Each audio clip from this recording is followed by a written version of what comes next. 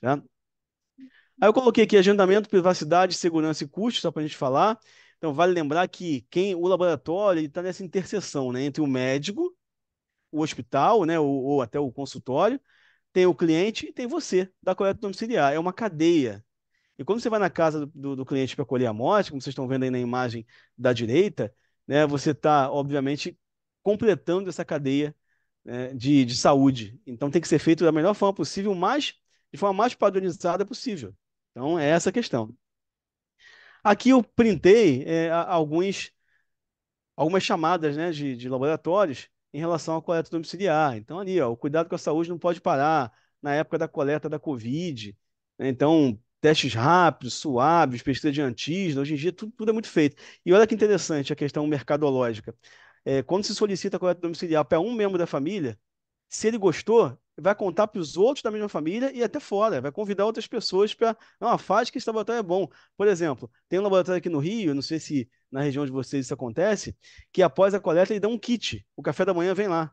Vem um bolinho, vem um chocolate em caixinha, vem um monte de coisinhas, uma mini cesta, sabe? E eles entregam isso após a. Isso fideliza, porque se for criança, adolescente, a gente vai querer colher sempre naquele laboratório, porque vai ganhar aquele cafezinho ali que não custa muito para o laboratório, mas gera um impacto, né, gigantesco.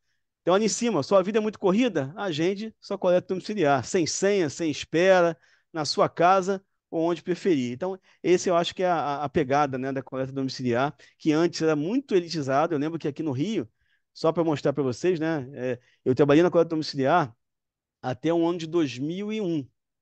2001, 2002. E o laboratório que eu trabalhava era muito grande, né? Foi antes de eu passar no concurso. E eu colhi sangue na casa de vários artistas daqui, o laboratório era top, né? Na zona sul do Rio de Janeiro e tal. Então, quem pedia coleta domiciliar não tinha que ser só artista, não, mas tinha que ter uma condição boa, tinha que ter disponibilidade para pagar a taxa de coleta. Hoje não, isso democratizou, popularizou, né? E hoje a gente consegue ver os laboratórios conseguindo atrair clientes através da coleta domiciliar. Um outro detalhe importante é o seguinte: quais são as vantagens, né, de você oferecer a coleta domiciliar e de você trabalhar na coleta domiciliar, né? Trabalhar, eu acho que eu já falei, né? Os profissionais que trabalham com coleta domiciliar, eu tiro meu chapéu porque geralmente são muito bem preparados, senão não estariam lá, né? Para o laboratório e para o paciente, nós temos alguns termos que se é, confluem aí. Então, tem aí a comodidade, né? O horário e o local que quiser. Facilidade no agendamento, pode ser por telefone, pode ser pelo aplicativo do laboratório, que hoje em dia está fácil. Você manda o teu pedido e faz todo o agendamento, recebe as instruções. Pode ser colhida a amostra em qualquer lugar, casa, trabalho ou qualquer local.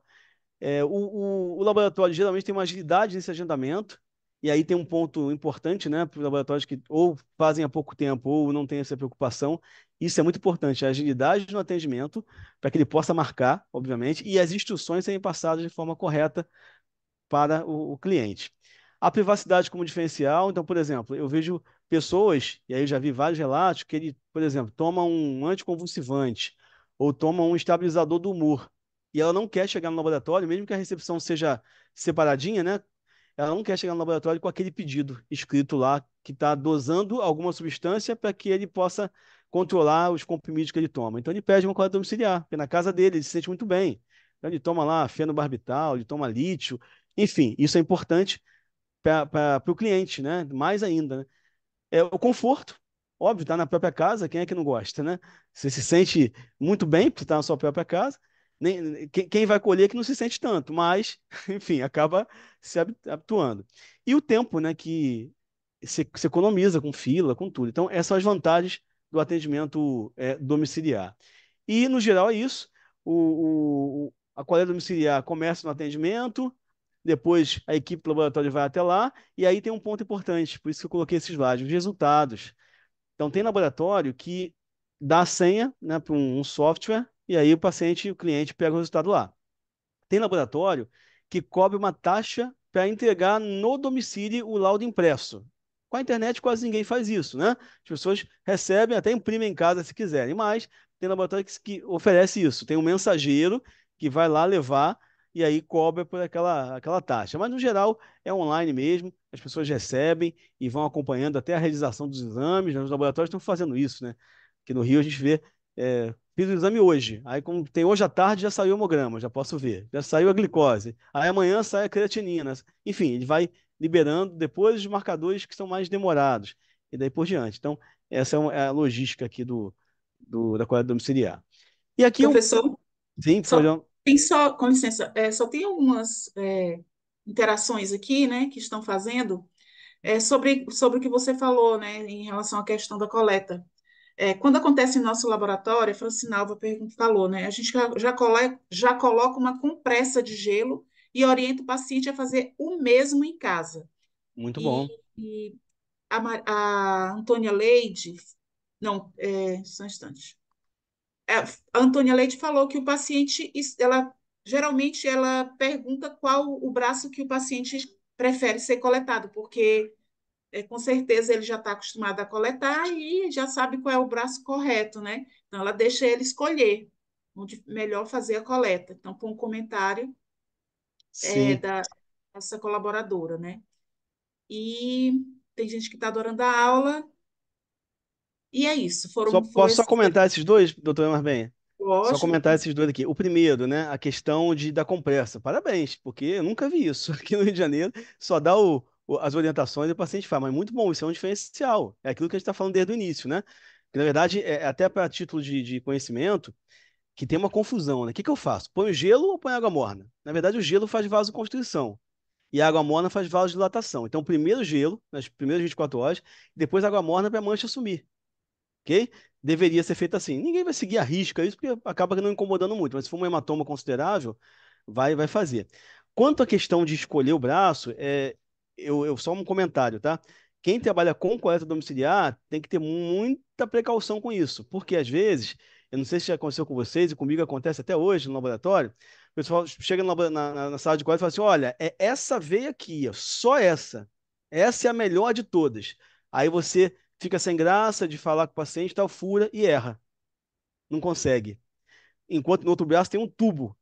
Então, existe Quando eu dou treinamento de coleta de sangue aqui no Rio, flebotomia, eu falo o seguinte: você tem que ser educado o suficiente para dizer o seguinte: olha, eu posso olhar os seus dois braços, mesmo sabendo que a sua veia melhor é essa?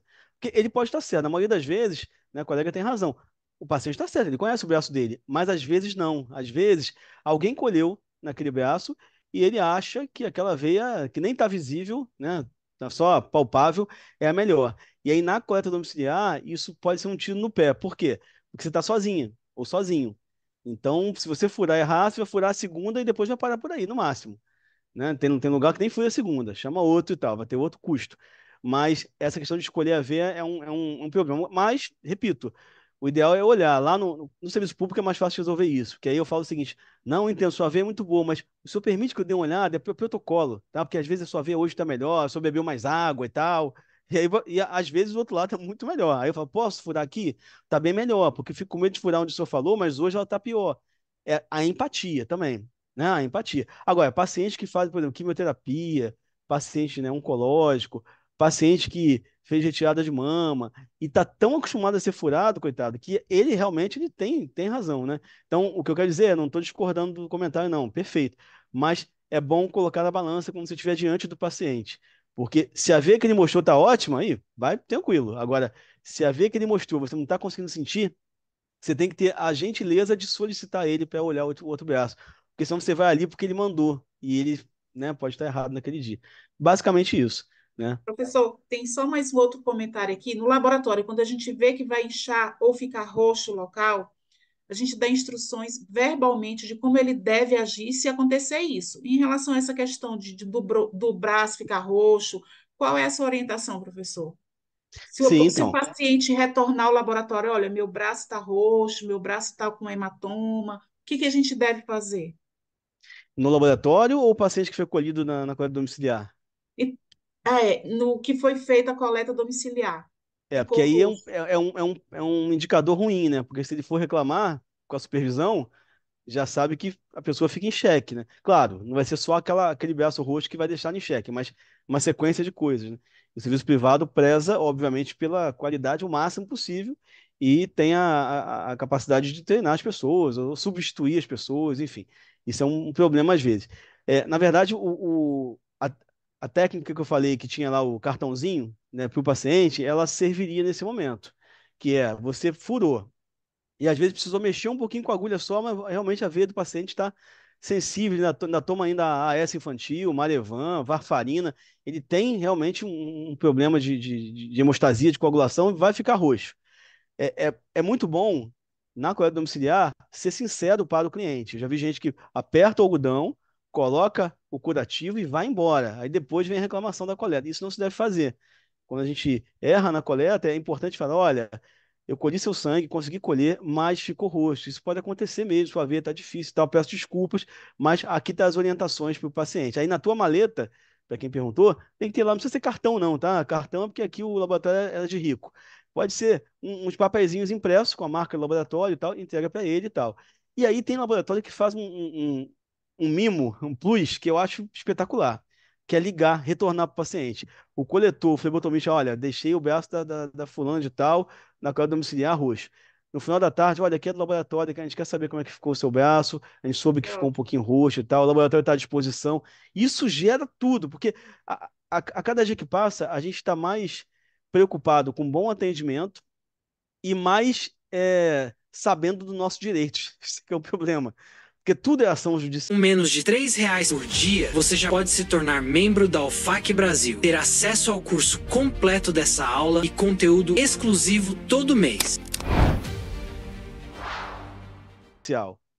Né? Tudo é ação judicial. Então, na verdade, quando você deixa o braço do rosto de alguém que faz uma lesão, é lesão corporal. Eu tinha esquecido de falar isso lá atrás, mas a ação judicial é por lesão corporal. Imagina, você deixa o braço do paciente roxo, fica muito roxo, então fica doendo, ele bota uma tipóia e aciona judicialmente o laboratório por lesão corporal. Olha só a dimensão disso. E, dependendo do advogado, ele consegue, o laboratório vai perder um dinheiro de indenização. Obviamente a imagem não vai ser boa, porque isso é clássico, né? O Thiago agora que trabalha com isso. Se eu elogiar o laboratório, quase ninguém curte, mas se eu falar mal, eu tenho um raio de propagação na internet que eu vou acabar com a imagem desse laboratório. Não é É, verdade? É fácil, verdade. porque você pode acertar 99 vezes. Errou uma, e botou essa uma lá na internet, pronto, acabou. Então eu acho que o laboratório tem que ter esse tato, né, de retornar e tal. Mas o protocolo é esse. Se ele, porque assim, se ele foi até o laboratório reclamar, ele não vai animado nem tranquilo, não. Se ele colheu em casa e foi lá, é um problema. Ou se ele ligou para o saque do laboratório. Então a gente tem que deixar bem claro o seguinte, como eu falei do texto, né? A coleta de sangue, por mais bem feita que seja, ela é uma agressão. E uma mancha roxa no local da punção pode ocorrer com os flebotomistas mais treinados e habilitados. Ou seja, isso pode acontecer. E pode acontecer, a culpa nem é de quem colheu, não, tá? Eu tenho fragilidade capilar clássica, tenho coagulopatia clássica, você tem pacientes idosos, isso pode acontecer. Às vezes a quantidade de tubos é tão absurda, aí é claro, tem clínico, né, tem médico que pede tanto exame que você colhe 20 tubos na coleta domiciliar. Eu já colhi 20 tubos num paciente só. Tá? Não tô querendo criticar, não. O momento não é esse. Mas é muito tubo. Se a veia for boa, eu consigo encher os 20. E se a veia for ruim? Como é que eu faço? Então a gente começa a ter vários problemas em relação a isso também. Eu acho que uma discussão que está sendo muito feita em treinamento de coleta domiciliar, e principalmente quando tem médico trabalhando no laboratório, é a solicitação racional de exames. Eu sei que o laboratório tem que sobreviver, eu sei que tem que pedir exame, eu sei que tem que colher, mas não adianta também pedir exame de A a Z. E o que der alterado é que o paciente tem. Aí isso na medicina. Eu fui professor da Faculdade de Medicina por um tempo aqui no Rio de Janeiro e eu falava isso para os alunos. Então, você começa a solicitar e é o que der alterado é o que deu. Isso é bom para o laboratório? Muito. O plano de saúde vai ficar chateado, porque vai pagar, né? Mas isso não é real, né? O ideal mesmo é que o bloco de exames que o médico solicite consiga chegar a uma sugestão diagnóstica, a uma hipótese diagnóstica. Esse é um problema que é sério nos dias atuais. Mas, enfim, isso é uma discussão paralela, mas que faz parte do processo, né? Professor, Doutor Marben, se tiver mais alguma, fica à tem vontade. mais algumas, sim. Tem a Marilene está perguntando aqui se a agulha 20 por 5,5 não causa mais hemólise. Então, se for numa criança com uma veia muito fininha, não vai causar. É igual o scalp, né? Eu até pego a sua observação e falo: o scalp da enfermagem não serve para colher sangue. O filamento do scalp para coleta de sangue tem que ser curtinho, porque quanto maior o filamento, mais o sangue vai passear até chegar no tubo ou na seringa ou o que for, ou no adaptador a vácuo e tal. Então, o que tem que ter na tua maleta são os principais calibres. E essa 20 por 5,5, que é muito rosinha, você vai colher no paciente, geralmente criança, né? Quando você vai colher com seringa, se não for colher com scalp. E óbvio que com toda a técnica de coleta, você não vai ter acionar o êmbolo até o final, você vai colher devagarinho. Por exemplo, no hospital infantil que eu trabalhei, a gente usava muito 20 por 5,5 quando eu tinha, por exemplo, um tubo para colher só, um hemograma para colher. Porque, óbvio, a sensação de desconforto na criança era menor, né? E você conseguia, bem devagarinho, conseguia colher. Mas assim, se você tem um outro calibre que você, obviamente, usa e dá certo, ok. Né? O grande problema é que nem toda veia é anatômica, né? Eu mostro aquele braço com as veias bem saltadas, né? Cefálica, mediana, cubital média, basílica e tal. Eu falo, ó, se todas as veias fossem assim, não precisava ter curso de coleta, né? Todo mundo colheria. E eu sei que não é. Então, você tem razão. Se você for acionar um êmbolo da seringa com muita força, ou for fazer uma punção às cegas, vai ter hemólise, certamente. Isso aí. Agora, cuidado, porque assim, embora só para complementar a resposta, embora o bisel da agulha seja muito fininho, a hemácia tem 7,5 micra, tá? Então tem que lembrar disso. A gente é que causa hemólise, não é a agulha. Importante a gente saber disso. Então, se eu for acionar bem lentamente e tal, eu consigo colher, né, com essa agulha. Mas hoje você tem scalpes de vários tamanhos também, quando está disponível, que te facilita muito. Scalp a vácuo, quando dá, e daí vai. O Jonas, ele está perguntando se um paciente oferecer que a coleta seja feita em catéter ou outro acesso para facilitar, dizendo ser orientação médica. Você faria? Ô, Jonas, bom te ver por aqui. Você tem o maior respeito por você. Você é o cara. Então, a tua pergunta é muito, muito interessante, tá? Obrigado por fazer, que eu não ia falar disso aqui. A gente não pode colher de acesso algum do paciente, a não ser que no home care esteja lá uma técnica de enfermagem e um médico. Aí ele mesmo pode colher, ou o enfermeiro pode colher e te dar. Aí você coloca lá do acesso. É igual PAM.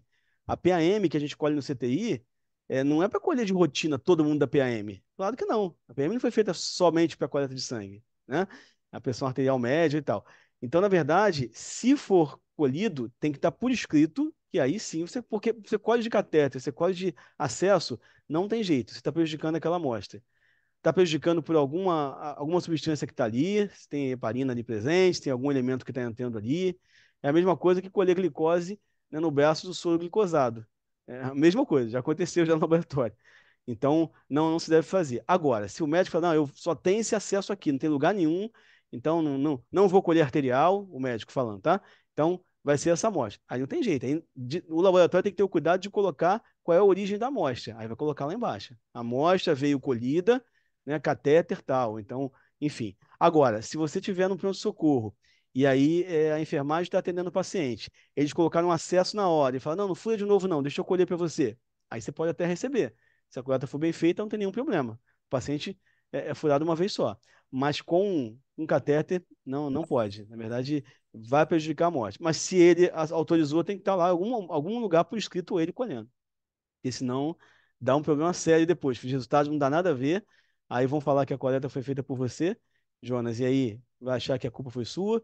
Ou então o outro médico pegar o resultado vai ver que não tem nada a ver, vai culpar o laboratório, como se fosse um erro de coleta. E dá uma reação em cascata gigantesca. Por isso que é importante. A gente na coleta de sangue é importante demais.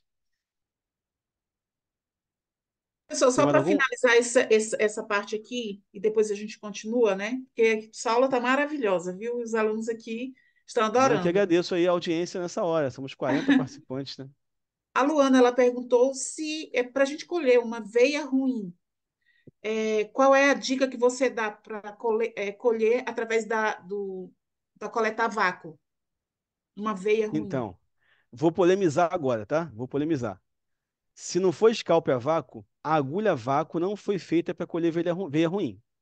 Tanto é que, eu não sei nos serviços de vocês ainda, mas a seringa, embora não seja muito bem vista, né? É muito utilizada no meio hospitalar. Por quê? Você colhe com agulha e seringa, você consegue orientar o curso da agulha, consegue puxar devagarinho, porque o vácuo, como o nome já diz, eu tenho pressão negativa no tubo, quando eu apertar o tubo, ele vai puxar, tendo ou não sangue. Então, se você não tem um scalp a vácuo, que você vai colher com, ou um Rotex, né? Você vai colher com uma agulha fininha a vácuo. Colher a veia fina com agulha comum a vácuo, né? Verde, por exemplo, é muito complicado. Nem sempre você vai conseguir. E a chance de dar um hematoma é maior. Você até consegue colher, mas você perfurou o vaso, transfixou o vaso. Quando você voltou, o bisel atingiu a luz do vaso, você conseguiu encher os tubos, opa, consegui. Mas vai ficar um hematoma e às vezes doloroso no paciente, né? É essa a questão. Então, o ideal eu não sei como é que é a tua coleta em relação ao material que você tem disponível, é você ter materiais para só abrir a agulha quando você vai fizer a anamnese do braço, que é observar a veia. Às vezes, por exemplo, coleta na mão. Muita gente não gosta, mas tem paciente que fala assim, ó, na minha mão realmente é melhor. Aí você olha, aquilo que eu falei anteriormente, muito educadamente, posso olhar? Pô, realmente não vê nada. E na mão tem uma veia legal. Aí você vai colher aqui com uma agulha mais fina, né, ou com scalp, e vai puxar com a seringa e tal. Mas se tiver muito tubo, por exemplo, não dá. Seringa não vai dar. Então, a questão é evitar colher a vácuo com veia fina. Outra coisa, coleta a vácuo em crianças e pré-adolescentes não é recomendada. A gente faz, mas não é recomendada. Por quê? Porque a chance da hematoma é maior, a chance de eu não conseguir colher também é grande. Por isso surgiu o scalp a vácuo, né? Por isso que surgiu outros elementos. Por exemplo, não sei se vocês conhecem, né? Alguns de vocês conhecem aquele adaptador que tem agulha de seringa na ponta, mas ele introduz o tubo e colhe a vácuo. Então você pode escolher qual o calibre da agulha de seringa que você vai colocar e vai introduzir e vai colher a vácuo. Depois todo o dispositivo é descartado, né, na caixa. Então também é uma outra forma. Eu evito muito colher veia fininha a vácuo quando, obviamente, por exemplo, seringa de 10 dá para encher 2 tubos. Quando é mais de 2 tubos, aí depende. Se for imunologia com bioquímica, você ainda consegue botar um pouquinho em cada tubo. Agora, coagulação e hemograma não dá, né? Então, tem que analisar bem. Mas cuidado em relação à coleta de veia fina a vácuo, porque vai ter algum problema. Você pode olhar lá qualquer norma de fluidotomia, vai ter colabamento do vaso, vai ter transfixação do vaso, e daí vai. Por aí. Tem mais alguma? Não, professor, pode Não? continuar. Então, aqui nesse slide, pessoal, só coloquei assim, o que, que mais veicula na mídia de notícias. Então, em relação ao laboratório. Então, a primeira aqui, gestão de coletas, a importância da logística no serviço de laboratório. Eu costumo dizer, tem um slide que eu monto para um treinamento aqui, que eu falo assim, ó, quem atua em laboratório? Aí eu ponho o primeiro slide, aí eu ponho a equipe do House, aí ponho aqui, ó, médicos, patologistas clínicos, farmacêuticos, biomédicos, biólogos, técnicos de laboratório, técnicos de enfermagem, né? Técnico de enfermagem também atua na coleta, inclusive na coleta domiciliar, tá? Também pode atuar. Aí o próximo slide eu coloco, quem é que atua? Pessoal da logística, do RH. Aí quando eu falo da logística, eu falo, não adianta nada a gente fazer tudo certo se quem for transportar a amostra não sabe as normas, né, as diretrizes para essa amostra chegar íntegra até o laboratório. Então, a logística é muito importante, né? Por isso que quando dá meio-dia, 1 hora, para lá o carro, quando é um posto de coleta, e vai levar para o laboratório central, tem todo o cuidado, termômetro dentro da frasqueira, da caixa térmica, o gelo, os tubos em posição vertical, o tubo não pode ficar deitado, tem que ficar em posição vertical, e daí por diante. E aqui embaixo, coleta domiciliar de exames é investir na experiência, né, do consumidor. Isso a gente já comentou, né? Eu acho que é um plus, é o que os laboratórios estão fazendo mais, que é tentar oferecer um serviço a mais para o cliente, fidelizando esse cliente, fazendo ele chamar mais gente para aquele laboratório, que isso é muito importante. Ok?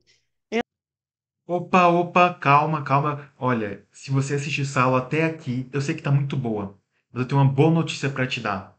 Ela tem uma versão completa. Isso aqui é apenas um trechinho de uma aula completa, aliás, de um curso completo com várias aulas desse mesmo tema. Que demais, né? E eu posso te mostrar. Você quer ter acesso? Então fica comigo aqui rapidinho que eu vou te mostrar como que você pode ter acesso a essa oportunidade única, tá bom? O que que você vai ter que fazer? Tá? Você vai ter que se tornar membro da UFAC. Eu quero te mostrar a UFAC. Prazer, eu me chamo Thiago Del Rey. A UFAC Brasil formou uma plataforma de análises clínicas, né, que é o método of a Class, uma plataforma que no lugar dos filmes da Netflix tem cursos, vários cursos. Então você não precisa mais comprar só um curso. Você pode comprar todos os cursos que você precisa em um único lugar, por um único preço. Que demais, né? Então a Alpha Class é uma grande Netflix com vários treinamentos, com grandes professores e palestrantes de todo o mercado, né? A gente nasceu de uma comunidade, então a gente entende, né, de análises clínicas muito bem, assim como você. Você vai ter acesso, dependendo do seu plano, a trilhas de gestão laboratorial, qualidade, bancada, área técnica, recepção, coleta, pré-analítico, né, até habilidades comportamentais para que você vá além. Então, a Faclass quer te levar para que 2025 você tenha um ano de sucesso, né? Independente do ano que seja nesse vídeo, você pode alavancar sua carreira através do conhecimento, né? E você pode, inclusive, ter acesso a vários treinamentos de área técnica, marketing, jurídico, né? Pode assistir aulas ao vivo, aulas gravadas, é você que manda tudo no seu tempo, sem nenhum anúncio, no seu tempo você consegue estar assistindo, fazer testes de conhecimento, se você tem uma equipe ou se você vai assistir sozinho. Você pode também ganhar até prêmios, porque tudo é gamificado. Então, se eu entro na plataforma, eu ganho um ponto. Se eu termino um curso, eu ganho um ponto. E eu vou estudando esses pontos, e no final do mês, se eu for o meu pontuador, eu levo prêmios, que vão desde certificado, né, que é um prêmio melhor do que esse, né, até também como jalecos, livros, equipamentos, kit de limpeza, inscrição para congresso. Tem muito prêmio na plataforma.